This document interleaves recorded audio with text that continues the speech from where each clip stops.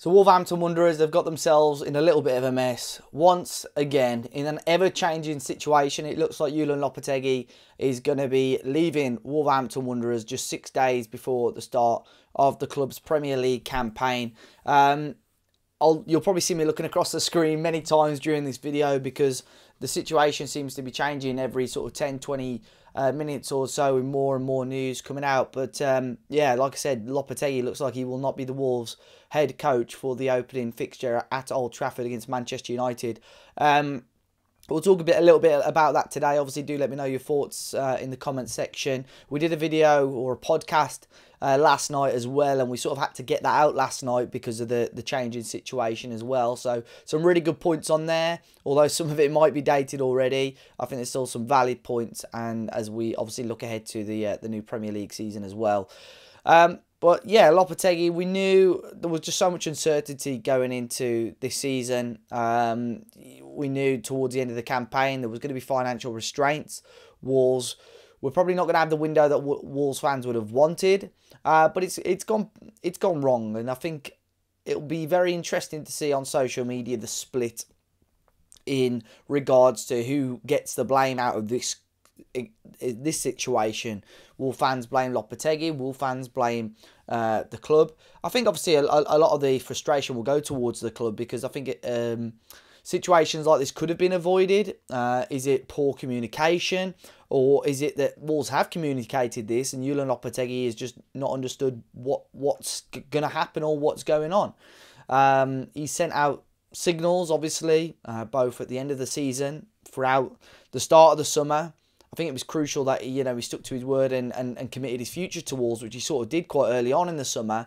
But things have obviously changed behind the scenes. Things have got sour, and unfortunately, it looks slightly now that a very good head coach is going to leave the club. Lopetegui got us out of a bit of a mess last year. Although some of the football left a little bit to be desired, I still think he did a great job. He turned Molineux into a bit of a fortress. We picked up some fantastic results at Molineux at the end of last season. But, he does have his faults as well, Lopetegui. I think the whole Julen Balagué interview just added seriously unnecessary fuel, unnecessary fuel to the fire. I think a manager or a person in his position, yes, you want to get your point across, but there's other ways of doing that. I think one of those, the situation that he's put him in there, if Balagué comes up to you and says, let's do an interview, the two things you should say really is no straight away, because as a head coach, you shouldn't really be doing things. Or two, you speak to the head of content or head of media at your football club to make sure it's okay. Lopetegui did neither of those things. He went ahead with the interview. It was a dreadful interview, which Balagué dubbed as a world exclusive. And although there wasn't huge amounts of new information in that, it just added a sour taste that Lopetegui can go behind the club's back and do this sort of work. And obviously the relationship between the club and Lopetegui has obviously been strained from there, and for whatever reason hasn't recovered. So now we've got to look at alternatives, and it's such a difficult time because it's just a week before the season. It's been sort of publicised so much about the situation, the difficult situation that Wolves are in. We have lost some good football players. I think our squad and our 11 is still good, but the depth probably isn't where you want it to be. And it depends now. So Wolves have done what you would say is possibly the sensible thing in sounding out replacements. He probably didn't want that to come out so publicly yesterday, but it was jumped on by a number of sources. But Wolves have sounded out replacements in a case that Lopetegui does go, and as of today, it sounds like that is going to be the case. There have been crunch talks at Compton, the training ground, to sort out whatever financial package it is. Lopetegui joined Wolves. Him and his staff, the highest paid people, I think, highest paid coaching staff the club has ever had. And obviously, he would never want to resign from Wolves because he wouldn't get anything. So this is for him now a way to get some money and claw some money back out of this situation.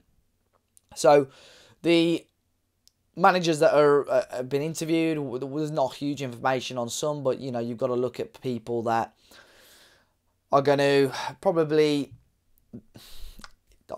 I think yes men is going to be the easiest phrase to use, but really it's going to be people that have got something to prove, somebody that's going to be sort of up for a challenge, almost desperate for a chance in the Premier League.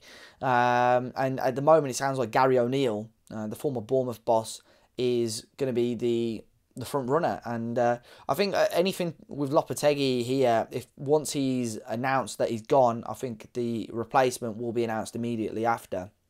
But Gary O'Neill of Bournemouth, currently the front runner. Now, this is not or it doesn't feel like a name that fills you with loads of confidence.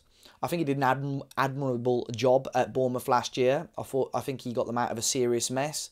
I think after they lost 9-0 to Liverpool, Scott Parker went. I think everyone knew or thought that's it for Bournemouth.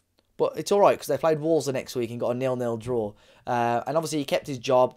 Although the underlying stats weren't great in terms of goals conceded, his amount of possession, they weren't fantastic. I think he did what he had to do to keep Bournemouth in the Premier League. And they obviously made the brave decision to let him go and bring in another manager to take the club in a different direction. So at the moment, it sounds like Gary O'Neill, who I've been told is very, very impressive in the talks with the club. He's obviously the front runner. Who knows who else has been interviewed? You'd assume people like Lampard have been spoken to, or I think the best out of, if we looking British is Graham Potter, obviously, but he's just left Chelsea, which was a complete circus, a complete nightmare for him to walk into another absolute disaster at the moment at this football club with no strategy and no stability at Wolverhampton Wanderers. And do they risk going abroad and going foreign again? Pedro Martins, who was quite, highly touted as being Bruno Lage's replacement, he's managing abroad in Qatar. Nuno, I think, with all the Saudi influx this season and this summer, is probably off the table again. So I think Gary O'Neill, unfortunately for Wolves fans, is going to be probably the best of a bad bunch. Someone like Ruud van Nistelrooy, a couple of people have mentioned to me as well, who was a player that I really enjoyed watching. Obviously got quite a bit of success out of Fabio Silva last season as well. But whoever comes in, we've just got to back as football fans.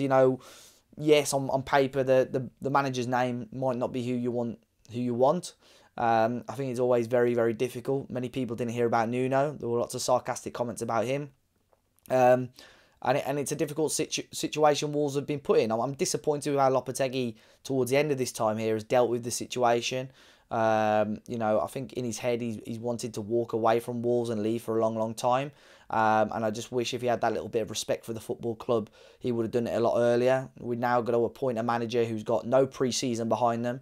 Lopetegui's obviously instilled a new strategy, new style of play into these players, and it could be thrown out the window. So it's going to be a difficult season now for Wolves, I think. But all we can do as fans of this football club, is back whoever is in charge. If you've got frustrations, you've got to point them towards the club and the board, who again have cocked up this situation. They cocked up the Bruno Lage replacement situation again. So I suppose getting some names ready isn't a bad idea. But we're just going to have to wait and see, guys. 6 days to the first game in the Premier League for Wolverhampton Wanderers, and who knows who's going to be starting, who's going to be playing, who's going to be on the touchline for Wolves. But this is why we love and support football. So yeah, guys, let me know your thoughts in the comment section down below, and I'll catch you all very, very soon.